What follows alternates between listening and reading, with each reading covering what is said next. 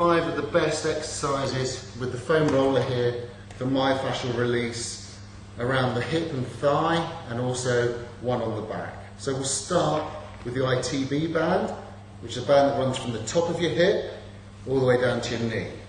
So where we'll start is lying on your side, take your top leg across above you, and you're going to just roll the foam roller down the body to about the midpoint of the thigh, finding any tight spots and working through them. If it's just a small tight spot, just work either side of that. Make sure you work all the way up to the top of the hip as well. Move the foam roller slightly and bring it down to just above the knee. From there you're going to roll from just above the knee back to that midpoint where you were rolling to before.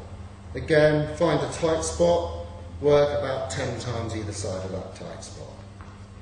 Moving on, you're going to do the other leg, of course.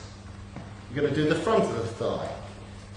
Here you're going to move the foam roller slightly to the side so that you can just put it on one leg.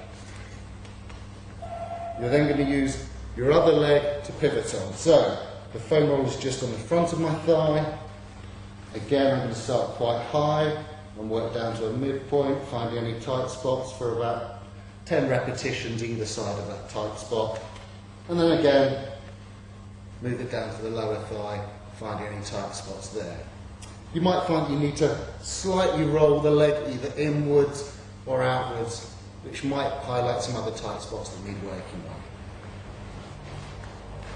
We're then going to move to one of the funniest looking pieces of uses of the foam roller, and that is the inside groin. So you're going to put the foam roller under one leg with both your feet facing towards the foam roller. Start with it just below, above the knee, and you're going to roll your hips forward, down to the midpoint, and back again.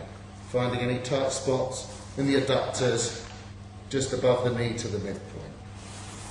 When you've done that, as we have before for 10 times, you're going to place it quite high up in the groin and roll again until you come to the very thick tendinous junction at the top of the leg by the pelvis.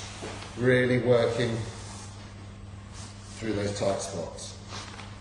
When you've completed that, we're going to move on to gluteal muscles. So, sitting on the roller, place your arms behind you and cross one leg over the other. The leg that I've crossed, which is the right leg in my case here, I'm going to then tilt to the right hand side with my hips. I'm then going to roll from the bottom of my hip all the way down to the base of my spine 10 times, or again 10 times around the painful positions you find. Making sure that you work the full range, finding those tight spots, slightly changing your angle depending on your individual needs. Then finally, you're going to do a thoracic roll, releasing the erector spinae muscles around your middle of the back. Place your hands behind your head to cradle your head and lift your hips off. Make sure that your back isn't arched and that your hips and low back are nice and flat, the stomach tight. You're going to roll down to the bottom of the ribs and then again to the top of the shoulder blades. Roll down to the ribs, to the top of the shoulder blades. Again, probably just about 10 complete strokes from one end to the other. Those 5 exercises, the 4 on the legs, completed on each leg once through, and the one for the thoracic spine, will really help you release all of the tight spots in your myofascial areas of your muscles. This is the connective tissue around the legs rather than the muscles itself, and it really helps to make your body function and perform better, especially when you sat down all day, whether you're in your car or at the office. Thanks, I hope you enjoyed it.